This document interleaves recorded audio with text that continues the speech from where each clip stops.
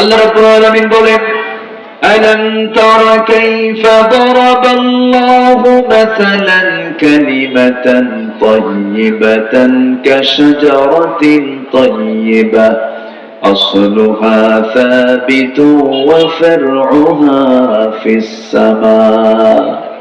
কালিমা হলো মজবুত বৃক্ষের মতো, যার শেকড় অনেক গভীর, যার ডালপালা অনেক সুদূর বিস্তৃত আকাশ জুড়ে। আল্লাহ তাআলা কালিমাকে এত মজবুত বৃক্ষের সঙ্গে তুলনা করেছেন। কালিমাওয়ালা কখনো দুর্বল থাকতে পারে না। কালিমার বিজয় কে দিবেন? আল্লাহ। আসতে বলবেন না, কে দিবেন? আল্লাহই দিবেন। সম্মানিত ভাইয়েরা, সেই কালিমা আমাদের এক কালিমা। সকল নবীর দাওয়াতও এক, আমাদের নবীও এক, আমাদের রবও এক, আমাদের কিতাবও এক। কিন্তু আমরা কি এক? আসতে বলেন, আমরা কি এক? আমরা তো এক না। আমি যেখান থেকে তেলাওয়াত করেছি, আমার ডান পাশে যিনি বসে আছেন বড় আলেমে দ্বীন, আর বাম পাশে যিনি বসে আছেন আমাকে সকাল বিকেল পড়াতে পারবে ওস্তাজুল আসাতিজা, অসংখ্য আলেমের ওস্তাজ তিনি। মাঝখান থেকে আমি নগণ্য বললাম, এলেম কেলাম তেমন কিছু নাই, মানুষ ডাকে আসি। ওই যে ঢোল একটা আছে না, ঢোল, ঢোলের আওয়াজ কম হয় না বড় হয়, কিন্তু ভিতরটা কি ফাঁকা। আমি সেই শূন্য, তেমন কিছু নাই, বসেছি কিছু কথা বলার জন্য। তবে আমার তো বাবার কোনো কথা বলবো না। আমাদের দেশে এরকম বাবার গল্পও করে। 16 বছর তো বাবার গল্পই হয়েছে, তাই খালি আমার বাপ, ঠিক আছে না, কি আমার। আমরা আমাদের বাপের কথা বলি না, আমরা আমাদের তৈরি করা কোনো চিন্তা নিয়ে কথা বলি না। আমরা বলি হচ্ছে আল্লাহর বিধান, আল্লাহর দেওয়া বিধান ইসলামকে নিয়ে কথা বলি। আমরা নবীর তরিকা নিয়ে কথা বলি, আল্লাহর পক্ষ থেকে পাঠানো নবীর রিসালাত নিয়ে আমরা কথা বলি। এর বাইরে আমরা কোনো কথা বলতে চাই না। সম্মানিত বন্ধুগণ, সম্মানিত ভাইয়েরা, আজকে আমরা এক হতে পারিনি। যদি এক হতে পারতাম সব কিছু ঠিক হয়ে যেত। সকল অর্জনের পিছনে সবচেয়ে বড় আমাদের শূন্যতা, যেটা ক্রাইসিস, সেটা হলো ভ্রাতৃত্বের সংকট। এই ভ্রাতৃত্ব আমাদের কমানো দরকার না বাড়ানো দরকার? বলেন বলেন, কমানো না বাড়ানো? বাড়ানো। এই জন্য ছাড় দিতে হবে। কি দিতে হবে? ছাড়। হৃদয়টাকে আকাশের মতো প্রশস্ত করতে হবে, অন্যকে প্রাধান্য দিতে হবে। কুক্ষিগত যখনই করবো আমরা কোনো কিছু, আমরা তখন সামনে এগোতে পারবো না। ভাববেন না যে আমরা বিজয়ী হয়ে গেছে। না, আমার দেশে এখনো মদের দোকানে মদ বিক্রি হয়। কি বিক্রি হয় না? মদের দোকানে মদ বিক্রি হয়, ক্রেতাও আছে বিক্রেতাও আছে। সুদের কারবার হয়, সুদ কেউ লেখে, সুদ কেউ খায়, সুদ কেউ দেয়, আছে না নাই? তাহলে মদের দোকান আছে, সুদের কারবার জমজমাট আছে। বিভিন্ন হোটেলগুলো লাইসেন্সওয়ালা, বিভিন্ন প্রস্টিটিউশন আছে, সেখানে বেশ্যাবৃত্তির লাইসেন্সও দেওয়া আছে। নাউজুবিল্লাহ বলবেন না? সে একজন বৈধতা নিয়ে, সে তাকে বৈধতা দিয়েছে, সে গর্ব করে, প্রাউড করে বলছে, I M A sex worker, আমি একজন যৌন কর্মী। চিন্তা করেন। এই যে সিচুয়েশন গুলো এখন আমার দেশে, এগুলো কি বন্ধ হয়েছে? না, আছে। বিজয় কি হয়েছে কিছু? এই যে কথা বলার একটা সুযোগ পাচ্ছি, এতটুকুই তো, কিছু তো হয়নি এখনো। কিন্তু সামনে একটা প্ল্যাটফর্ম যেন তৈরি হয়, এই জন্য আমাদের কাজ করার দরকার আছে না নাই? এই জন্য সবচেয়ে বড় শক্তি হলো পৃথক থাকা না এক থাকা? পৃথক হওয়া না এক হওয়া? এক হওয়া সবচেয়ে গুরুত্বপূর্ণ দিক। আমি এটা শুধু আল্লাহর কাছে বলি, আল্লাহ আমার দেশের সকল ইসলামী শক্তিকে এক করে দাও। এটা যে কত বড় দরকার জানেন? কত বড় একটা সুযোগ আমাদের হাতছাড়া হয়েছে। বিশাল নেতৃত্বের সংকটে এখন বাংলাদেশ, বিশাল নেতৃত্বের সংকটে, সব নেতৃত্বের সংকটে পড়েছে বাংলাদেশ। সম্মানিত বন্ধুগণ, যদি আমরা একটু ঘুরে দাঁড়াতে পারতাম, উদার চিত্ততা নিয়ে যদি আমরা একটা প্ল্যাটফর্মে আসতে পারতাম, কোন দালাল এই বাংলার জমিনে আর মাথা উঁচু করে দাঁড়াতে পারত না। এই 53 বছর সব দালালি করেছে। কি করেছে বলেন? দালালি। কার দালালি করছে বলার দরকার নেই, বুঝে নেন। সম্মানিত ভাই, আমরা কি অচল না সচল বলেন তো? আমাদের কি অচল মনে করি আমরা? অচল মনে হয় আমাদের? কাতারে গিয়েছিলাম বছর 2 আগে। কাতারে আমি দেখি যে কোথাও কোনো গাছ গাছালি নাই। ছোট্ট একটা দেশ, সৌন্দর্য তেমন কিছু নাই, শুধু কৃত্রিমতা দিয়ে নিজের হাতে কিছু বিল্ডিং বানাইছে, চাকচিক্য। এটা এলইডি সিটি তারা বানিয়েছে। কিন্তু এর মাঝেই দেখি কিছু সবুজায়ন তারা করেছে, গ্রিন সিটি, গ্রিন জোন কিছু বানিয়েছে, কিছু গাছ গাছালি দেখি। ভাবলাম যে এই গাছগুলো হলো কেন? একজনকে বললাম, ভাই এই মরু অঞ্চলে এত গরম, এর মধ্যে এই গাছগুলো হলো কেন? বলে, হুজুর নিচের দিকে তাকায় দেখেন স্যালাইন লাগানো। কি লাগানো বলুন? স্যালাইন মানে কি? পানির লাইন সর্বক্ষণ। শুধু এই স্যালাইন দিয়ে বাঁচবে না, প্রত্যেক দিন ওই গাছগুলোর উপরে হেলিকপ্টার আসে। কি আসে? হেলিকপ্টার এসে ওই ঝর্ণার মতো করে গাছের উপর দিয়ে পানি দিয়ে যায়, যেন গাছটা যেন ঝামটে না যায়, যেন অসুস্থ না হয়ে মারা যায়। লক্ষ লক্ষ নয়, কোটি কোটি টাকা কয়েকটা গাছ বাঁচানোর জন্য তারা এই ফিকির করছে, শুধু সবুজায়ন করার জন্য। আর আমার গোটা দেশটাই সবুজ। সুবহানাল্লাহ বলবেন না? যেখানে সবুজ সেখানে বরকত। আমার দেশে কি নাই? সবই ছিল, সবই আছে, শুধু এক হওয়া দরকার। কি হওয়া দরকার বলেন তো? এক হওয়া দরকার। নামাজের ইমাম কয়জন বলেন? নামাজ তো শিখিয়ে দিচ্ছে, এক হও, এক নেতাকে ধরো। কিন্তু আজকে মুসলমান শততা বিভক্ত জাতি হয়ে পড়ে আছে।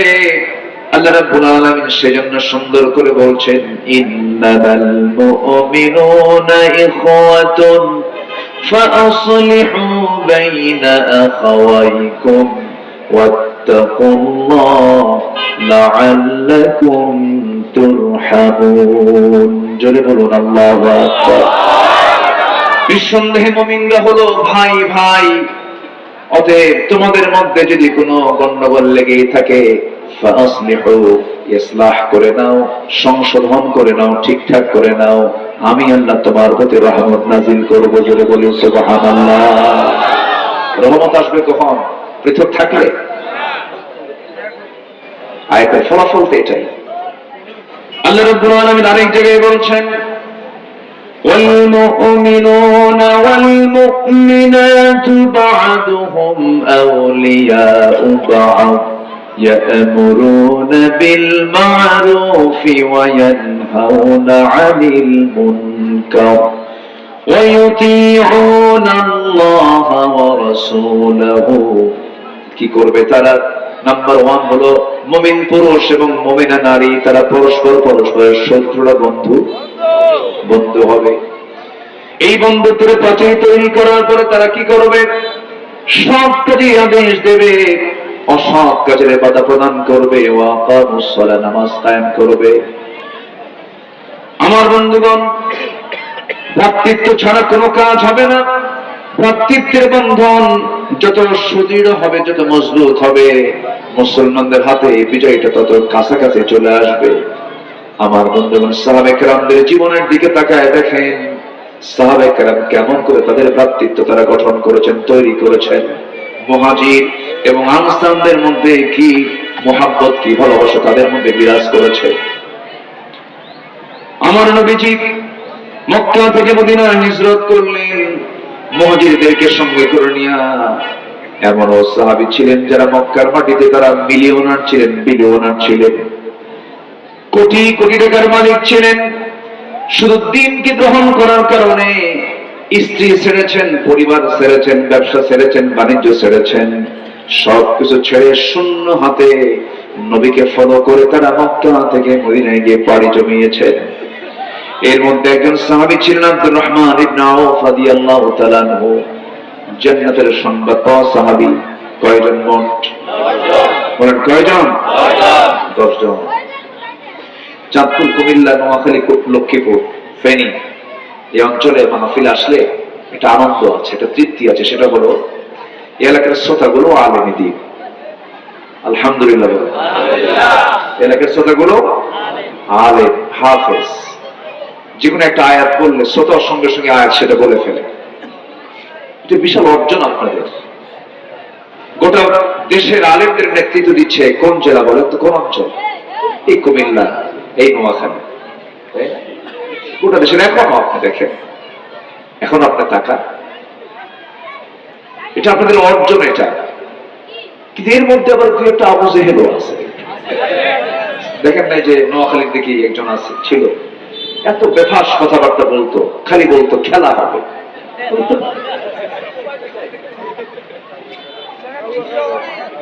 এত বেফাস কথা, এটা কি কোনো বিচক্ষণ, কোন ওয়েটফুল লোকের কথা কি এটা হতে পারে বলেন তো? আসতে বলবেন না, হতে পারে? পৃথিবী কি খেলার জায়গা? আসতে বলবেন, পৃথিবী কি খেলার জায়গা?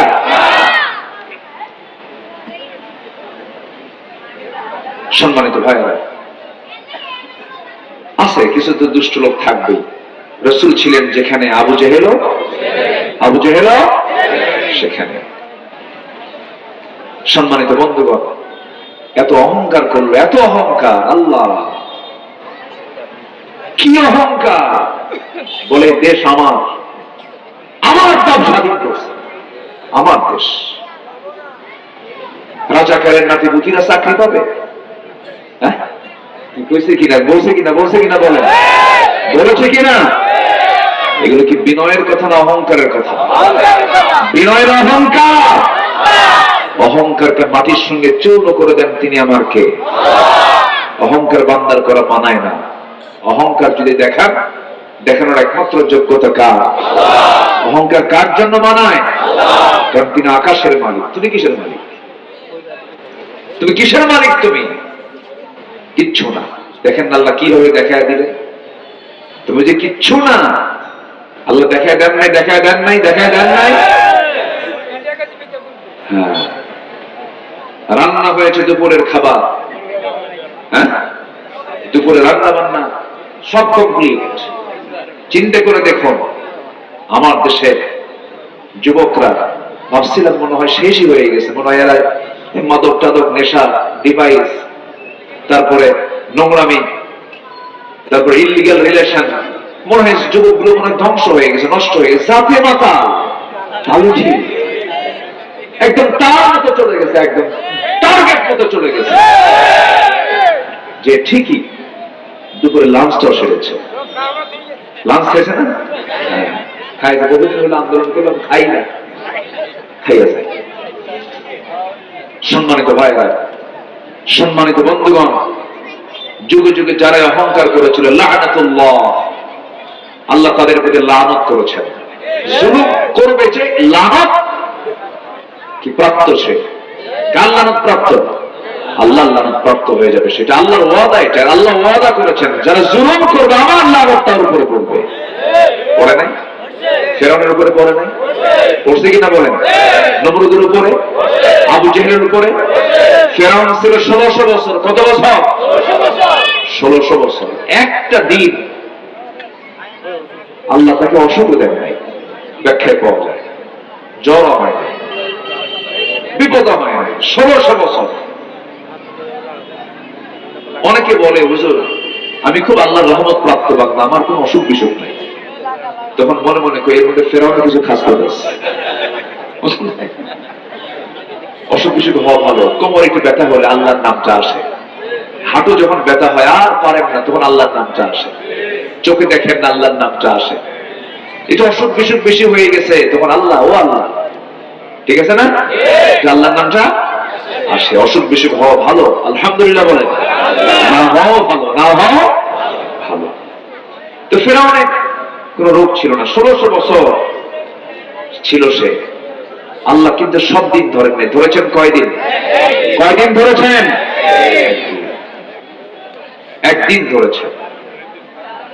ফেরাউন ছিল 1600 বছর, আর আমার দেশের ফেরাউন ছিল হলো 16 বছর। দেখছেন সংখ্যার মিলটা, দেখছেন আপনারা কি সুন্দর মিলে গেছে।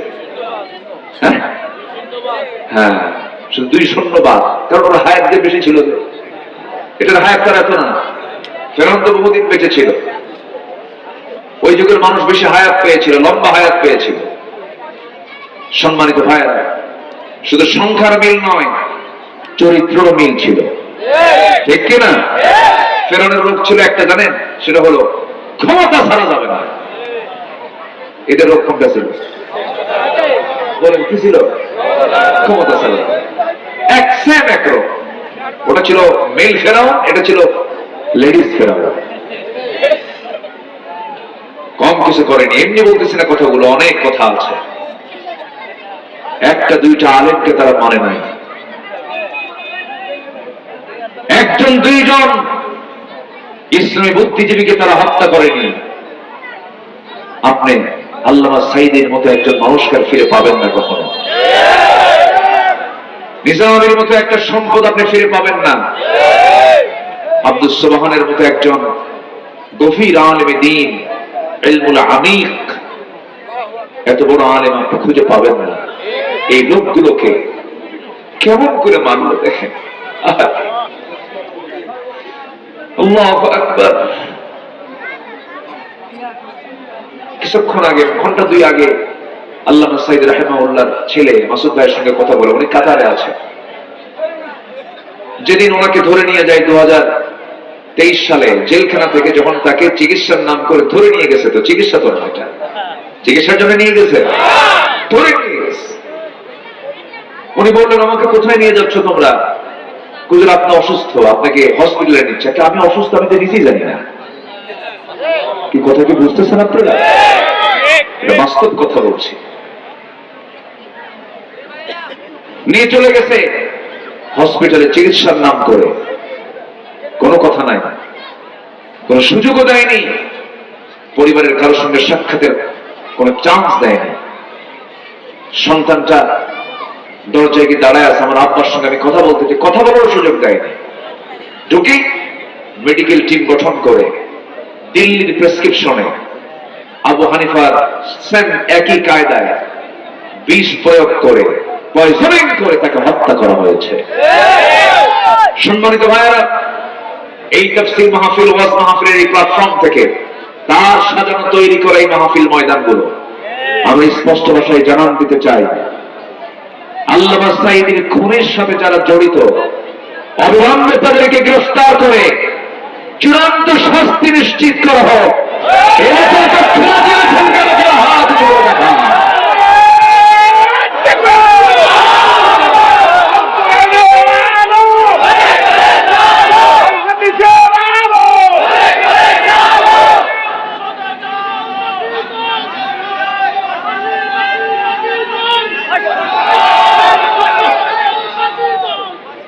আল্লাহ কবুল করেন, জোরে বলে আমিন। ওরা যা করেছে আমরা তো তা করতে পারি না। কুকুর যদি পায়ে কামড় দেয়, আমি কি কামড় মারতে পারবো? পারবো না। কিন্তু কোন খুনির কোনো ক্ষমা হবে না, কোন খুনির কোনো ক্ষমা হবে না। কাতলুন নাফস, শাইখুজ জানি, 3 অপরাধের কোনো ক্ষমা নাই। রাসূল বলেছেন 3টা অপরাধ চূড়ান্ত শাস্তি। কাতলুন নাফস, যদি কোনো মানুষকে হত্যা করে, কোনো ক্ষমা নাই। কার কথা? আল্লাহ। কার কথা? কুতিবা আলাইকুমুল কিসাস, কুতিবা আলাইকুমুস সিয়াম। কার চূড়ান্ত ফয়সালা বলেন? কুতিবা কেন বলেছেন? ফরিদাও বলেন নাই। ফরিদা মানে ফরজ করা হয়েছে, কুতিবা লিখিত আকারে ফরজ করা হয়েছে, কোনো সুযোগ নাই। সম্মানিত ভাইরা, আমার কথা কি বুঝতে পারছেন তো সবাই? কারো কোনো অসুবিধা নাই তো? বলি আলহামদুলিল্লাহ, জোরে বলি আলহামদুলিল্লাহ। সম্মানিত ভাইরা, সম্মানিত বন্ধুগণ, আমার নবীজি সাহাবে কেরামকে নিয়ে মদিনায় চলে আসলেন। কোটি কোটি টাকার মালিক নবীর সামনে ফকিরের মতো বসে আছে। একজন ছিলেন আব্দুর রহমান ইবনে আউফ রাদিয়াল্লাহু তাআলা। রাসূল তাকে দেখে কেঁদে ফেললেন, কাঁদলেন। আযান মনে হচ্ছে না? আজানের সময় মনে হয়ে গেছে, আজান শেষ, আচ্ছা ঠিক আছে। এখন সালাতুল ইশার যে নামাজটা, এটা কি সময়টা কি অল্প সময় থাকে না বেশি সময় থাকে? বলেন বলেন বলেন বলেন। তো এটা নিয়ে কোনো টেনশন আছে আপনাদের? তো নড়াচড়া করতেছেন কেন? বসুন। সারা রাত শুনবেন আপনারা? সারা রাত কি জানাজা সহ? এতক্ষণ কথা বলা যাবে তাই? বসুন। অসুস্থ? জি জি জি জি জি। অনেকে অনেকে ধরেন, অনেকে ধরেন একজন, অনেকে একটু হ্যাঁ সহযোগিতা করে। জি সম্মানিত ভাই,